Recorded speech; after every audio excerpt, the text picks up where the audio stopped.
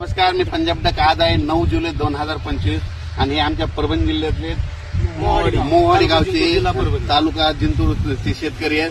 पंढरपूरला गेले मुद्दाम खास करून भेटण्यासाठी या ठिकाणी थांबले आणि यांच्याकडूनच विचारतो की यांनी किती बॅग लावल्या होत्या धूळ पेरणी.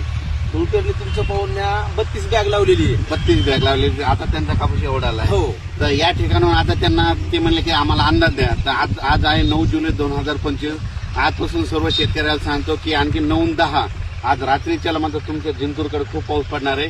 परभणी जिल्ह्यात बी पडणार आहे आणि राज्यात देखील पडणार आहे म्हणून हा अंदाज लक्षात द्यायचा. पण 11 तारखेला मात्र सूर्यदर्शन होणार आहे. 11, 12, 13 3 दिवस सूर्यदर्शन राहणार आहे. त्याच्यात तुम्ही तुमच्या फवारण्या करून घ्या.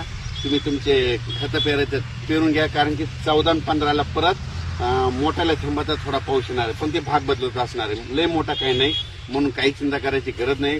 पण राज्यात मात्र 14-15चा एक थोडा पाऊस येणार आहे. भाग बदलत असणार आहे. हे अंदाज लक्षात. नंतर 20 तारखेच्या नंतर म्हणजे 20 जुलै ते 30 मात्र एक चांगला मोठा होईल. तोपर्यंत तुमचे सगळे खतं देणे होते, सगळे होतं.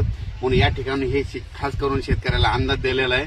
आणि राज्यात सर्व शेतकऱ्यांना सांगू इच्छितो की आज म्हणजे 9 पूर्व विदर्भ आणि पश्चिम विदर्भात खूप पाऊस पडणार आहे. त्याच्यानंतर मराठवाड्याकडे यायचं झालं तर परभणी जिल्हा, त्याच्यानंतर जालना जिल्हा, संभाजीनगर, बुलढाणा जिल्हा, इकडे बीड जिल्ह्यात काही भागामध्ये पाऊस म्हणजे हे चांगला राहणार आहे. फक्त लातूर, धाराशिव, सोलापूर इकडे थोडा कमी राहणार आहे म्हणून हा अंदाज लक्षात द्यायचा. आणि कोकणातला तर कायम राहणार आहे म्हणून हे लक्षात द्यायचं. पण राज्यात मात्र आज म्हणजे 9-10 आणखी 2 दिवस मात्र आपल्या परभणी जिल्ह्यात म्हणजे इथून शेलू तालुका, जिंतूर तालुका, परभणी तालुका या भागामध्ये चांगला पाऊस पडणार आहे. शेतकऱ्याला जीवदान ठरणार आहे म्हणून हे लक्षात घ्यायचं. अचानक वातावरणात बदल झाला तर पुन्हा एक लगेच मेसेज